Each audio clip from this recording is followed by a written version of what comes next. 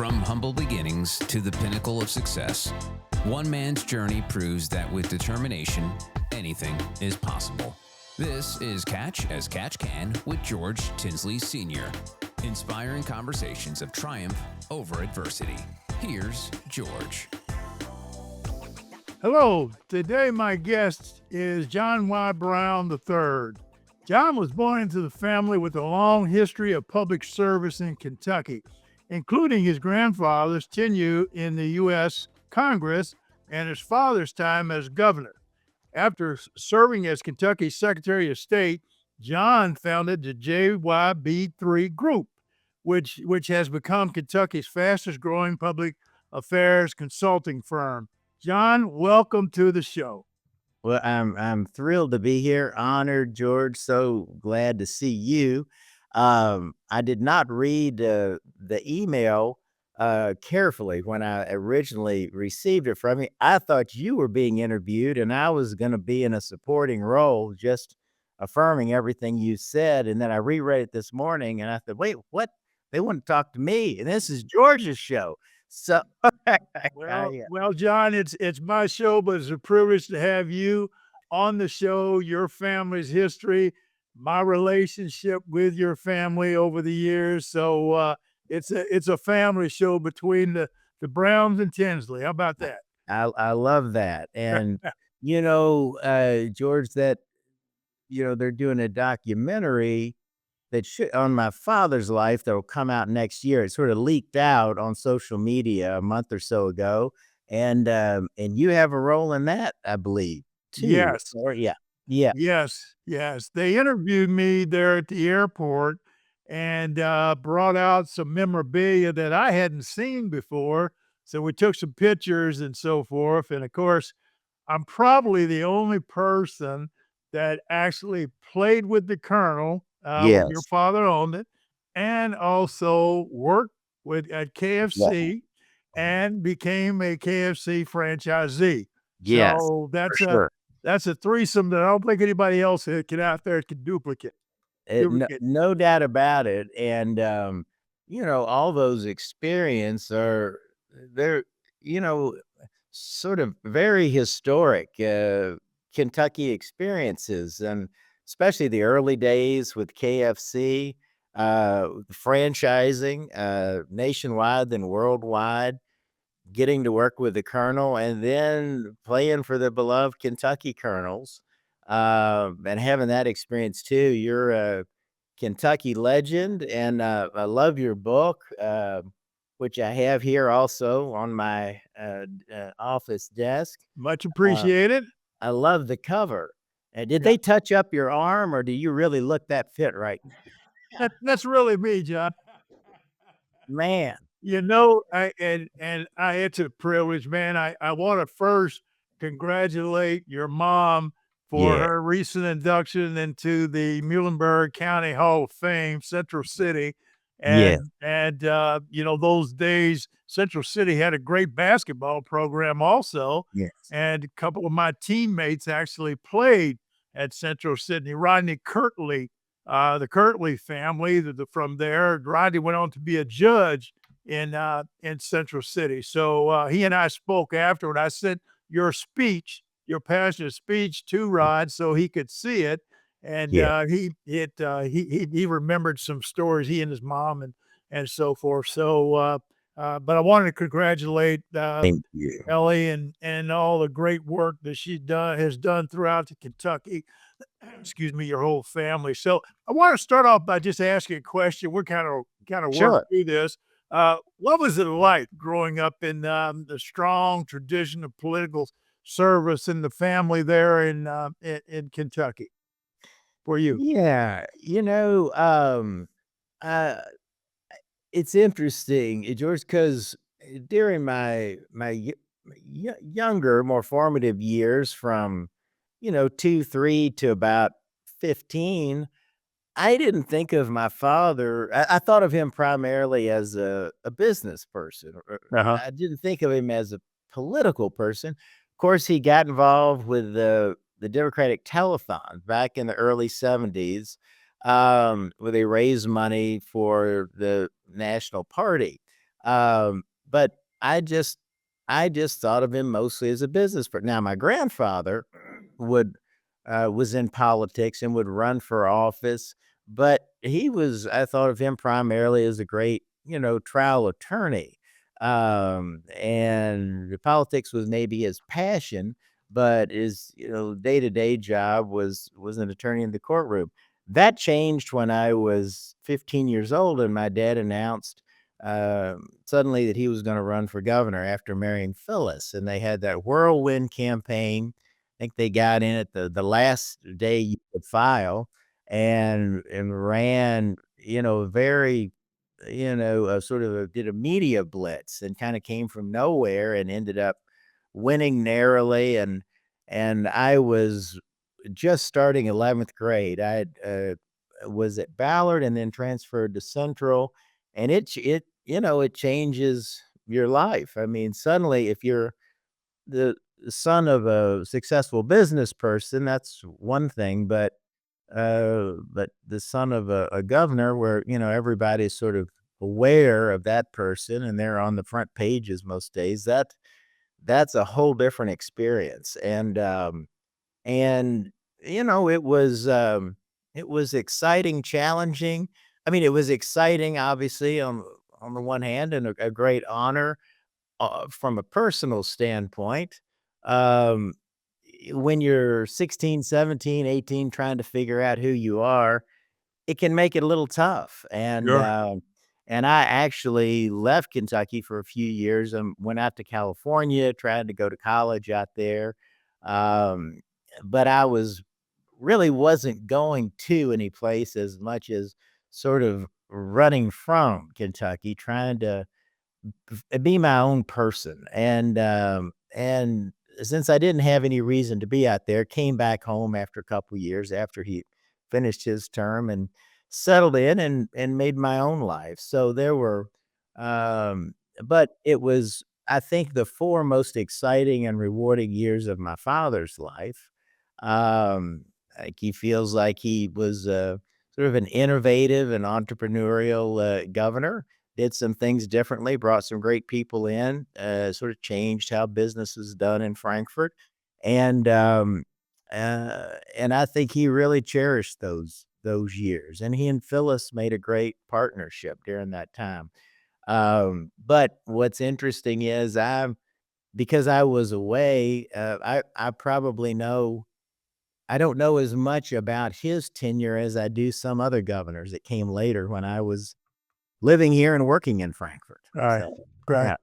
yeah, yeah. So with all that, with that background, excuse me, and having gone away, deciding to come back, did the family history kind of influence your career? It It it did, George, and I graduated from Bellarmine, College and then went to University of Kentucky Law School. Uh-huh. My grandfather attended UK Law School, as did my father, as did my son, and that may be the only instance in the US of, 4 consecutive generations attending the same law school and having the same name. I mean, there's instances where 4 generations have attended the same law school, but not I don't think there is with the same name. So that's sort of a fun honor, and I love that. Yeah. When I got out, I had the opportunity to work for some law firms here in Kentucky, but my father had just started Kenny Rogers Roasters down in Florida, and he was a serial entrepreneur, and he had a few other restaurants he had started several years before then that didn't go well, but I really believed in Kenny Rogers Roasters, and as much as I love law school, I'm not sure I really was excited about practicing law. Very combative. I like to make deals and collaborate. That's more my personality. And so when he offered me the opportunity to come work for him, I took it, and I'm really glad I did. It was a great couple of years. I learned a lot from him. It was a great run. We went from 7 or 8 restaurants to about 280, I think. But probably grew a little too fast, and we were competing with Boston Market, later became Boston Chicken, and, and and they kinda outmaneuvered us. They had the blockbuster video movie, money behind them and would get the better locations, in each city, and I think they had a better model. It was, smaller buildings where they could get people in and out quicker, and we didn't really learn that until it was a little later, but we still had great success up to then, and then but just sort of hit a wall and Yeah. eventually sold out to a Malaysian group. I'll tell you, when I was 40, I went back to college and got an MBA on the weekends at Bellarmine, and that was all interesting and fascinating. But I learned more about business in those 2 years than I think I could have with any business degree, because when you experience business successes and failures, they're etched into your psyche forever. You don't forget them. You That's remember true. them from every angle. You live and breathe them, and you really learn from 'em. It's Yeah. not a hypothetical, Yeah. it's your That pocket. that's for sure, John. Did your dad ever talk to you about how he took the Colonel and developed the KFC brand prior to selling to Hublot? Yeah, I was, he bought out the Colonel, I believe the year I was born in 1963. He was practicing law with his father, my grandfather, in Lexington. The law firm was called Brown and Son, and my dad, how he is in Louisville. He opened his own office and named it Brown and Father. So so he could be in charge there, but he was too restless for the law, Yeah. and my grandfather was friends with Colonel Sanders. Uh, and my dad met him, I think, at a Kentucky Derby, breakfast, and they started up a conversation, and he needed a contracts attorney, and my dad started looking through the business and some of the receipts and how much money he was making, and thought, "My goodness, I think I can make more money with this than I can practicing law. It might be a lot of fun." And so my mother, you notice, from Muhlenberg County, she had a college roommate who knew a businessman in Nashville named Jack Massey, and they approached him about being an investor. And my mom and dad met with him, and he agreed to put up, I think, $2 million in 1963 to buy the kernels, and he'd give my dad 40% of the business to run it. And the colonel agreed, and they moved forward. And over the next 8 years, franchising was just taking off. And I know you know all about franchising better than about anybody in Kentucky. And it allowed KFC to just really take off. And they focused on the freestanding buildings. Um, he's a great marketer and promoter. I think that was probably his greatest talent, if you had to pick one. And Kentucky Fried Chicken, believe it or not, became the number one fast food chain in the world, for at least 1 year, I think, during that time. Dairy Queen might have been number one, McDonald's, and of course, McDonald's eventually became number one. But for a little while, KFC was Yeah. from You know, Colonel Sanders in Kentucky. yeah, John, one of the interesting pieces here is that when I first started working with KFC, my job was as a trainer because of my teaching background at Male High School. And so uh, I did not know that I'd be working with the colonel, excuse Right. me, at the time. So part of the my training program was to tell the franchisees the story of Kentucky Fried Chicken and how this all unfolded. You just mentioned some things that I did not know. I knew that John and Jack Massey had bought it from the Colonel for $2 million, but I did not know the breakdown. Who the percentage of the business. The Colonel was charging 5 cents for every 9 pieces of chicken that was sold. And Yeah. he was sending out the flour and the seasonings to the franchisees, and he knew how to track how much of that flour was used and how many pieces of chicken was sold.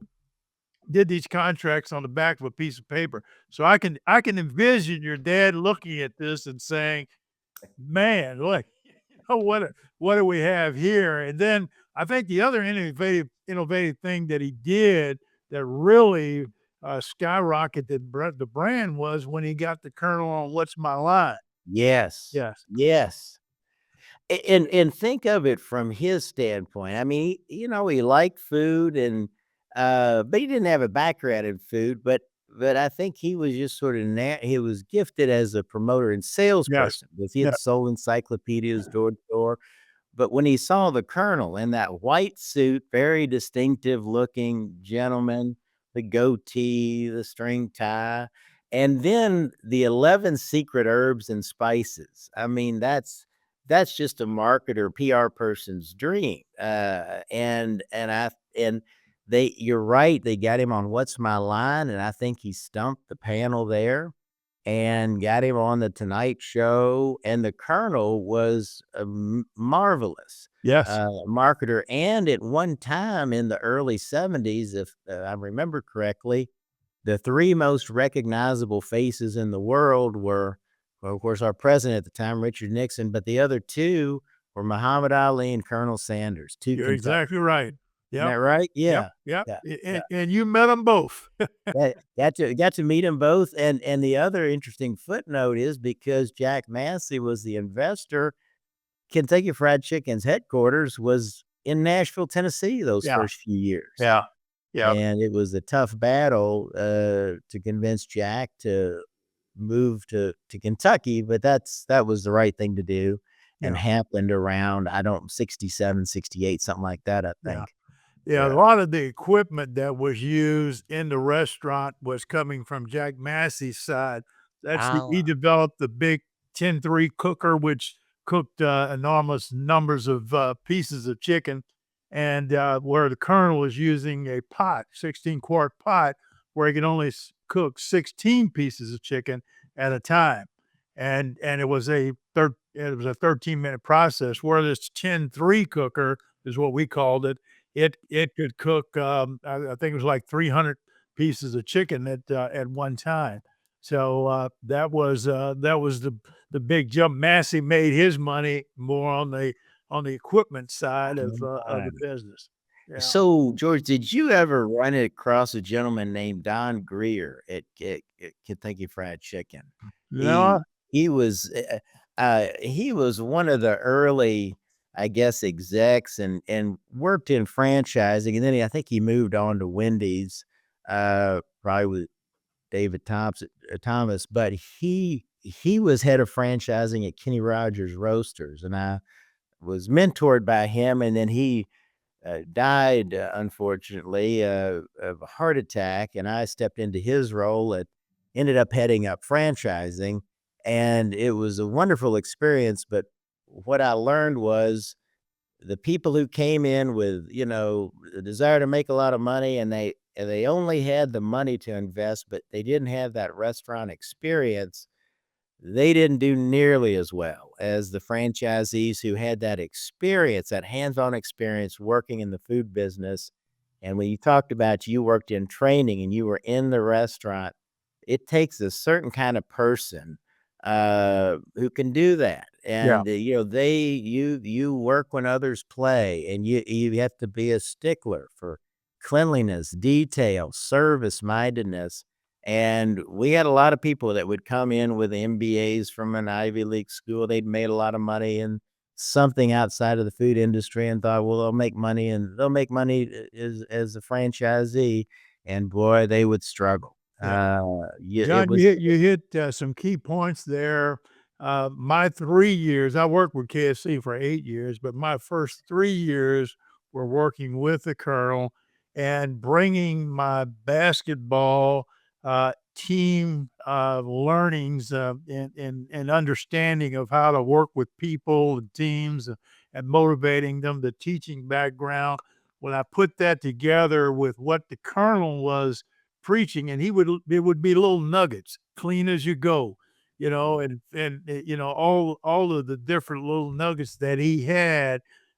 These people that were coming in and investing $1 million, each one of them were investing $1 million, and they were hanging on the lip of everything the colonel said. So we had to be careful because the colonel might say anything, and we had him in for about a half a day, and then we get him on out of there, and we take it from there. We had to hide certain equipment because he didn't approve it. He didn't like it, right? No, He wa no, not yes, at yes. all. He did not like extra crispy at all. He didn't, Yeah. so we didn't do any extra crispy. We made sure that all of the women were dressed with long dresses versus above their knees. He had all of these things that I learned real quick Right. how to deal with it, John. What I would do is when he would come, I'd always start out with his reel to reel video, The Portrait of the Legend, and play that.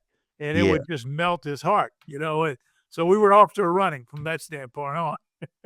Well, and I remember once, at the colonel's lady, he loved kids, and he would Yeah. give them time, and he was showing me how to mix the butter and the honey with a fork, and he was just very patiently mixing it, Mhm. and he would say, "And you do it just like so," and then he said, "And, I don't want people ever to get too full because I want them to come back." Yeah. Yeah. And I thought that's very wise. Yeah. But he was, uh, very, he was sort of a brilliant sort of, artist of type and temperamental and would let you know it, and I Definitely remember. temperamental. Definitely Yeah. temperamental. Yeah. I think it was maybe the 3rd or 4th convention, and I believe it was in Nashville, and I was maybe 3. There's a picture of me up here behind me at there, and I'm smiling at the time, but the colonel got up and just lit in Yeah. to everybody. He didn't like the direction things were going. Yep. The Yep. mashed potatoes tasted like, uh, some kind of glue or paste or something, Pace, and pace. uh yes, Yeah. and my mom was crying, I think, and my dad really didn't know what to do, and so after the colonel sat down, it was his turn, and he said, I wanna thank the colonel. We're all here trying to achieve his vision. He is a genius at what he does, and he's demanding as he should be, and we're all gonna try to live up to his lofty goals." And he was able to turn it around, to compliment the colonel, to kinda soften him, and it in that 3 or 4 minutes entirely changed the tenor in the room, and it ended up ending on a good note. And the next morning, when the colonel came into the office, my dad wasn't sure what he was gonna say to him, and he patted him on the shoulder, and he said, "You did a good job last night, Johnny," which was and they never talked about it after that, but Yeah. that could have been a turning point. Yeah. Yeah, because the franchisees, no whatever the colonel said, that's what they bought into. I mean, it was they followed everything that he would suggest and point out. And he had some of those franchisees, Dave Thomas being one. He had Yes, some of those franchisees that had gone on and they'd made a bunch of money, you know? yes, Yeah. So yes. But it was an exciting time, and, my dad sold out in 1971. They'd had the burger wars. I guess he thought they'd have the chicken wars next, and that there was no way that KFC could hold on to 80-90% market share, so, yeah, it got out, and my dad's really not an operator. I mean, he needed good operators for partners.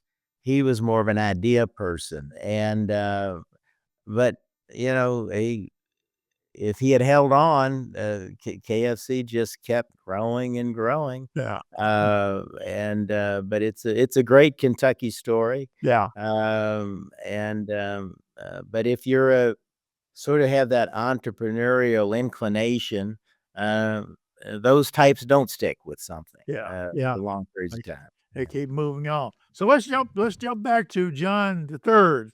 When Yeah. when did you decide to get involved in politics and start your own business? Yeah, well, I was in Florida working for my father, and I I I w I went to work down there for several reasons. One, I believed in the concept. I thought it would be a great experience and and I thought we could do really well. And there was also part of me that felt like this is also an opportunity for me to get closer to my father, work under him, learn a lot, and strengthen our relationship. And I would say there's lots of reasons to go into business, but to improve a family relationship probably isn't one of them necessarily. Uh, but we had a great couple years, but I was kind of ready to move up. I had done a good work there, and he and I understand this feeling. Felt like if he promoted me, it would look like, nepotism or favoritism, and he had to worry about morale among everyone else. And frankly, we had already franchised most of the US, and we were moving into international franchising, and that's a whole different animal. And we needed people with real expertise to do that. And I just wasn't what I could franchise in Iowa, Wyoming, Georgia, Nevada, but when Malaysia, I had to get out a map just to see where is that.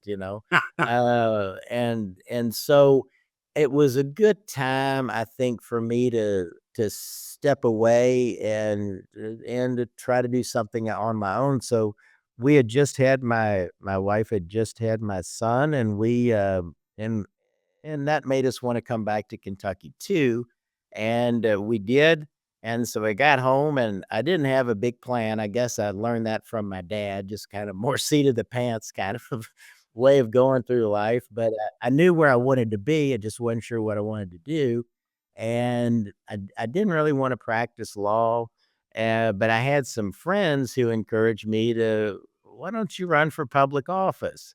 And Secretary of State's a good fit.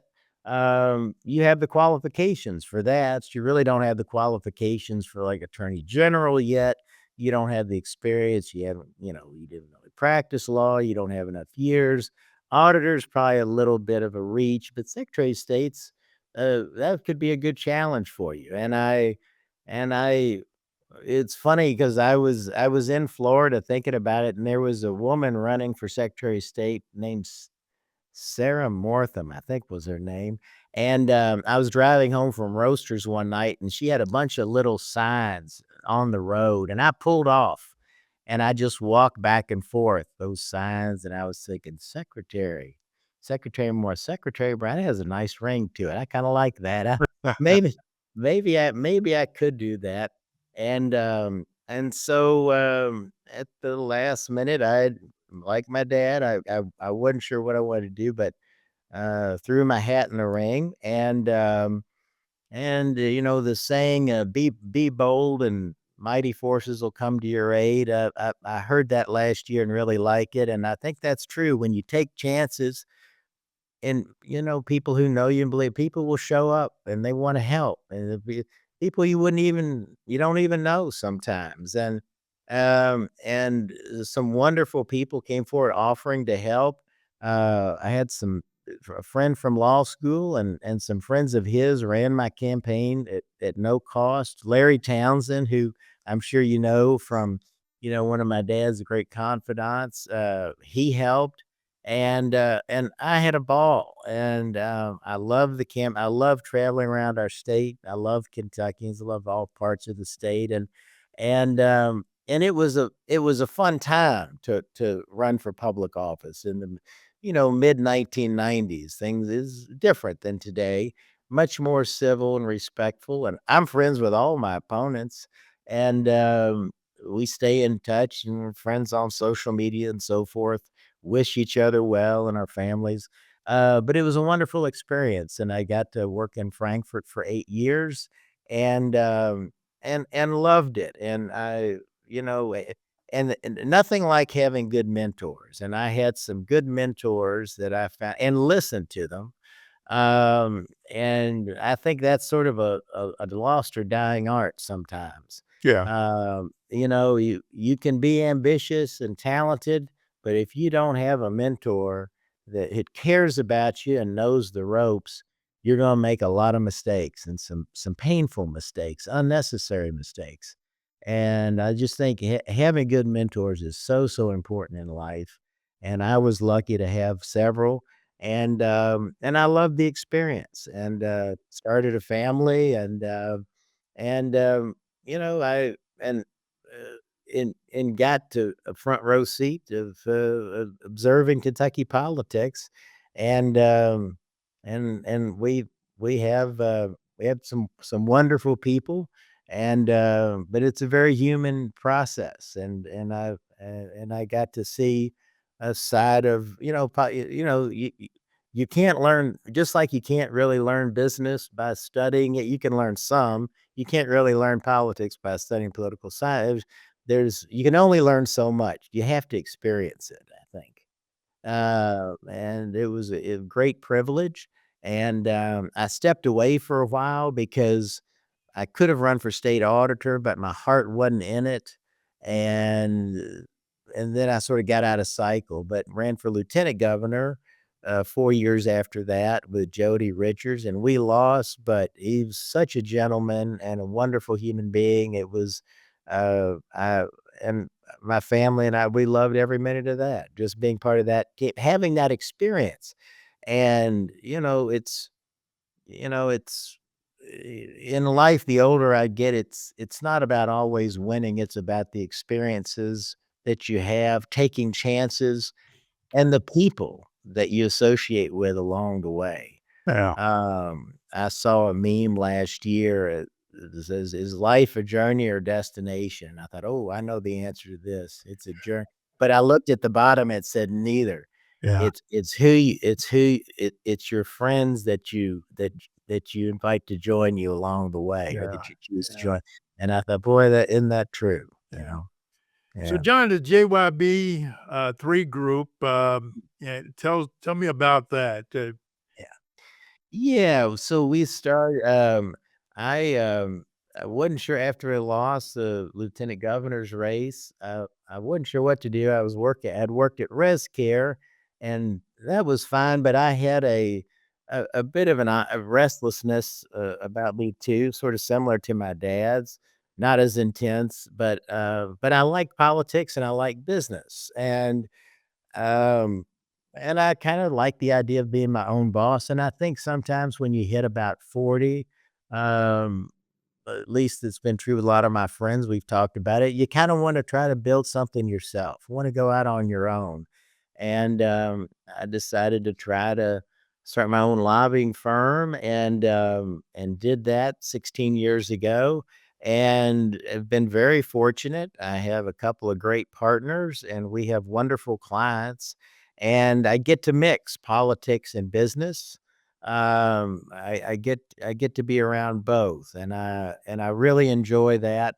And it's not for everybody. It's probably not for most people, because it's a lot of ups and downs and uncertainty. But but I don't mind that. I'm kind of wired for that. I kind of like it, and now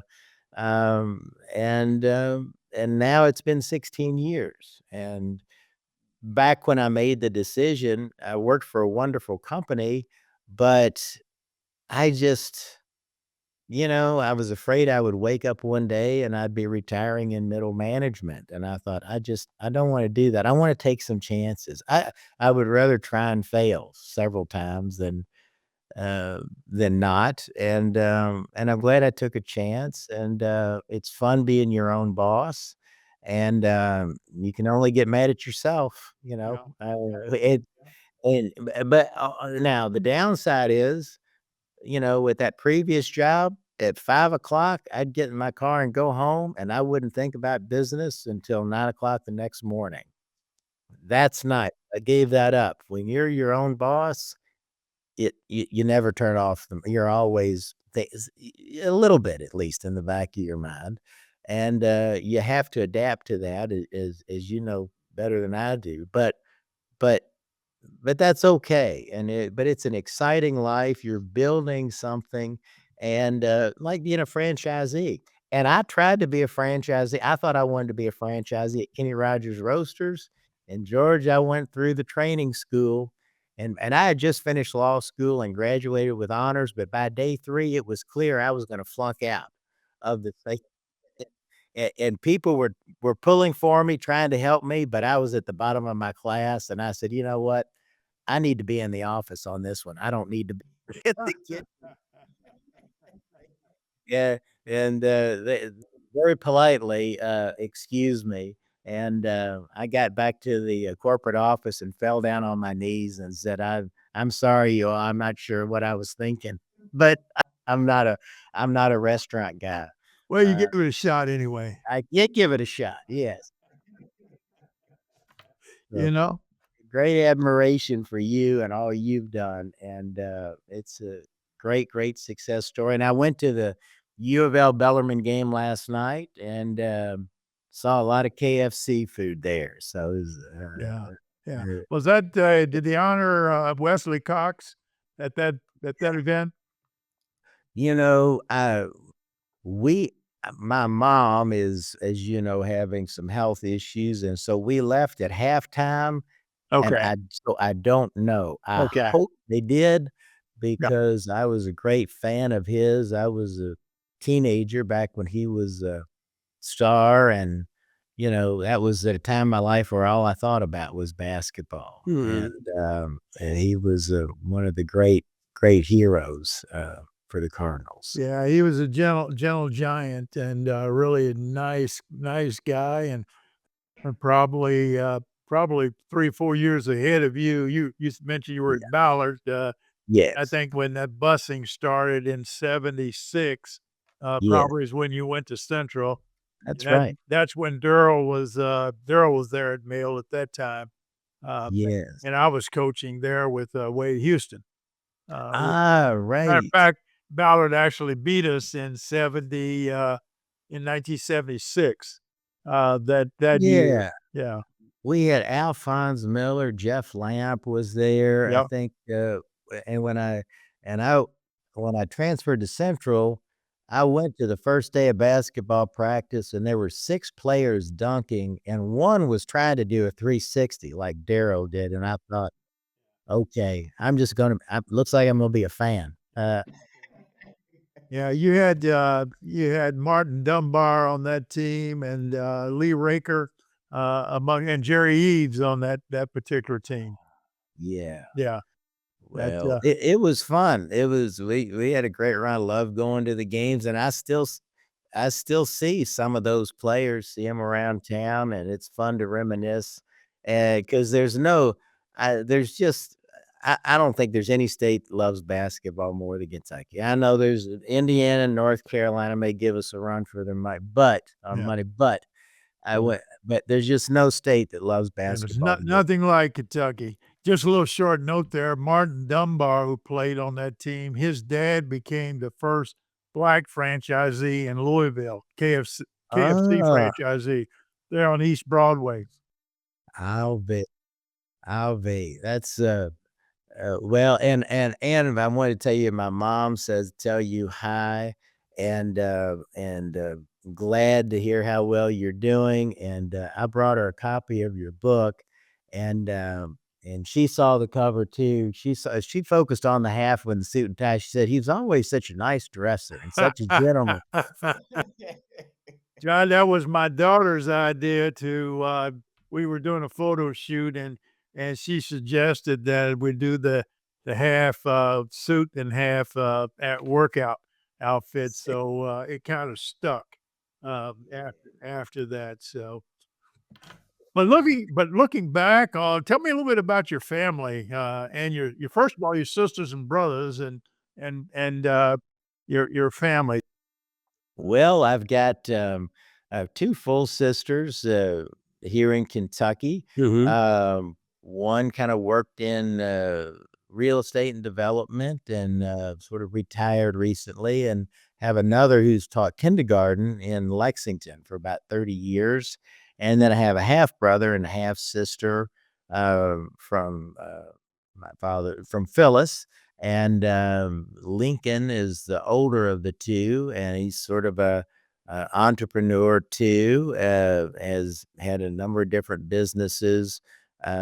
Just got out of a sort of healthcare business and trying to get into something new now. And then Pamela, who's you may recognize on CNN. She's one of Yes. the anchors there and Yeah. doing very well. And I'm so proud of her and just kind of marvel at, I was in the bank the other day and I hear his familiar boy. I turn around and there she is explaining, you know, some Supreme Court case to us. And I was like, I just can't believe it. But Yeah.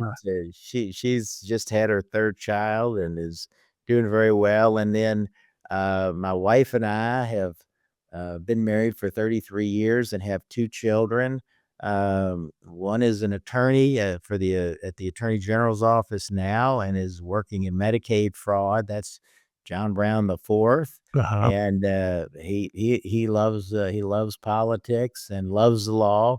And then my daughter Maggie is finishing up at Tulane Law School and is going to work for a New York firm when she gets out. So they both are a little tougher than their dad. They not only got through law school and did well, but they're practicing law. And when they come home and we're all in a car together, the two of them start talking, and I'll try to jump in and say something, and they'll pause for a minute, then just keep talking to each other. Like it kind of hurts my feelings. It's funny how that happens, John. I've experienced that myself. You know, it's like you pass. You no longer can relate to and add I to the conversation. Yeah, Yeah. I joked with him over the high. I said, "Now come on, you all." For a while, I felt like I was the smartest one in the family when you all were little bitty, and this is hard on me now that you all have surpassed me. Just if I say something, just pause for a moment and say, "That's a really good point, Dad," and then start talking to each other. Just throw me a crumb, something, please. But I'm real proud of them, and they're doing great, uh, and it's fun seeing them get their bearings and start to create their own lives. And I just don't have any particular ambition for them other than I hope that they're good people and find something that they're passionate about and pursue that. And and I think they are, and that makes me really happy. That's good. That's good. I noticed that you've done some writing yourself. Um, Yeah, that was fun. Now it was, um, I had a friend, Jonathan Miller, started a blog and asked me to. It was he called it the Recovering Politician blog, and I just said I don't want to write about politics, and he said, "Well, you can write about whatever you want to." So I just wrote about kind of personal stuff, some humorous stuff, occasionally something that was meant a lot to me, and it was really fun. And then at the end of that experience, I picked about the 50 or 60, favorite posts that I made and put it into a book, mostly just because that was a bucket list item, and uh, and and so I can say I've published, but not like yours, which is sort of a real book that people buy and talk about and gets, but but it was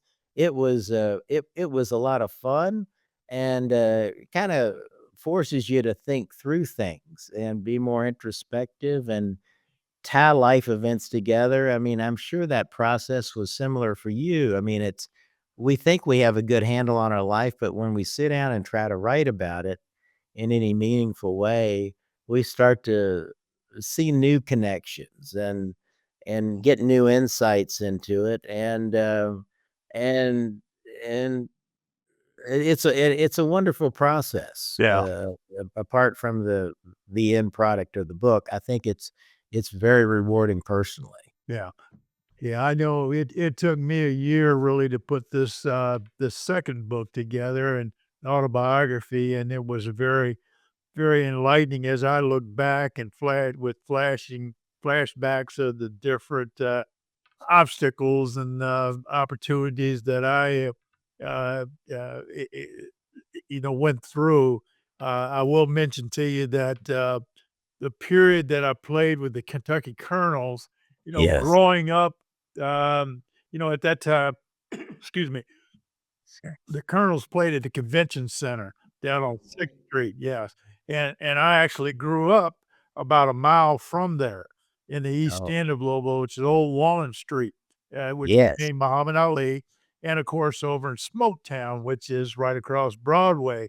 So a lot of the people that I grew up with, having played in Mail and the Dirt Bowl and all of that, which was a real biggie for most athletes that, basketball players that grew up around Kentucky to actually play in that Dirt Bowl.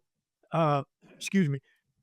Gene Rhodes was the coach Oh, of the yeah. Colonels. Gene was Yep. my high school coach. I saw that in Yeah. the book. Yes.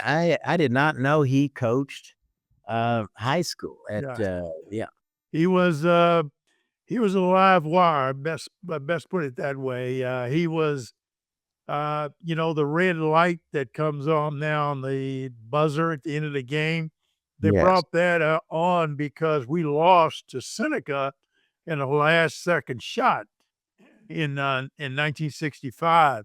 We'd actually had Seneca down 20 points at halftime, but we slowed the ball down and eventually Wes Unseld was in, foul Uh, 64, I'm sorry, was in right. foul trouble. But bottom line, last second shot by Jesse Kurt and, Humzy Essen was the referee, and after the game, Gene Rose took his whistle, walked up to him, took his whistle, and he hit him with it. So that was the end of his career at coaching, at Male, and so he left there and he went to Western and came back. So they bought my contract from, Washington Caps. I actually was drafted by the Oakland Oaks, but moved to Washington. They bought my contract, and Gene knew me as a defensive player. And Roger Brown was one of the tough players. Right. John Brisker, Pittsburgh, Oh, and so yes. forth. So I was brought in to defend those guys behind. I was a sixth man coming off the bench, but a lot of those fans from the Louisville area would come to the game, and they were sitting back behind the bench, and they was hollering, "Put Tinsley in the Champ, game. Put Tinsley in the champ, game." your name. And yeah, Yes. and Coach Rose wasn't, and that bothered him after a while because a couple of games I went in, I think it was Los Angeles Stars. I went out and had 8 straight jumpers in the game, and the one shot I missed was when he took me out of the game, and they really gave him, hell, about that. So I think he was a little relieved to, I think I wound up averaging about 7.5 points a game, and of course, the whole dynamics changed at the end of that year. The ownership, and Right. general managership changed then. Did Zelmo Beatty play for the LA Yes. Stars? Yes. Uh-huh. Oh my god, what a great name. Yeah. And John Brisker, he was about as tough a customer as there was in the Yeah. ABA, wasn't he?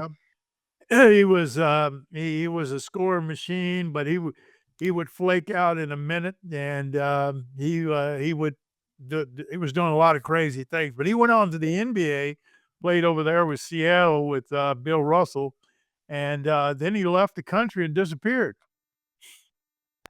You can make a movie about his Yes. life. Mhm. And there is a documentary, as you probably know, coming out about the ABA late next year. Coach Carl put together a group, and I think they've done a really nice job telling the ABA story by ABA people. Yeah. History is sometimes written by the victors, and the and the ABA story has really never been fully told, and I think it'll do well. It's a great story, and you're part of it, and it was sort of the very entrepreneurial and Yeah. very American, and and and the merger, I think, made the NBA a much better league, a much more Definitely. fun Yeah, looking. definitely. The, Uh, there were teams that you got that paycheck and you ran to the bank to make sure it yes. didn't bounce. And you didn't know whether that team was going to be there the next month or exactly what was going Right. to happen. We had all kind of characters on these teams. Me and Kentucky Colonels with Jim Goose Ligon was Yes. one of the one of the characters we had there. Hell of a ball player, but coming from his circumstances and his contract, I think he was actually paid to. There were certain things in his contract that probably will never be publicized. Well, and you played with the original Splash Brothers, I guess, Yes, right? yes, Louis and Daryl. Lily and Daryl. Yeah, yeah. Uh, Daryl, eh Daryl and I talk at least once a month. At, oh, at man. least once a month. Oh. Yeah. Well, they were legendary, and back then, even though they were the league's three-point shooting leaders, um, it wasn't anything like the NBA now where you have teams shooting 35, 43s in a game. That Right. was, 10 or so, but I was at my mom's, uh Hall of Fame induction at Muhlenberg County last week, and I was telling some stories about the ABA afterwards. And one that you'll appreciate was, yeah, I mean, it was just so unorthodox and everything just you just kind of shoot from the hip and take it a day at a time. But I remember one night, David Vance brought a player named Jim Bradley over to the house at about 9 o'clock at night. It was dark out and they were trying to decide, do we pick him up or not? And my dad said, well, let's go see what you got. And I remember Jim Brand, I was sitting with him. He's like, well, what do you mean? And he said, well, we've got a basketball goal outside. My son shoots on that, spray painted a free throw line, 3-point line. Jim had on like platform shoes and and we put a floodlight on so you could see him play, and he just starts shooting, and, he's got this great one ha and I think Dan Issel once said of him, "If you could put my heart in his body, we'd have the best player in the ABA," and, but they watched him with a floodlight on, shooting in the backyard, and after about 10 or 15 minutes said, "Alright, let's sign him up." That's how, Wow. Yeah. that would could you imagine anything like that happening today in the NBA? Yeah. No, it Yeah. it it didn't, and it was a very very interesting time, and a lot of Kentucky players got an opportunity throughout those early years to have an experience on the Colonels team. I think that they didn't become stars, but there were a number of guys. You mentioned Jim. There's a Jim Bradley from right there in Louisville. That Howard Wright. Those guys were Louisvillians that had a chance to play, and it meant something, Uh, to play for your home team. So, I remember Ron Thomas, the yep, plumber.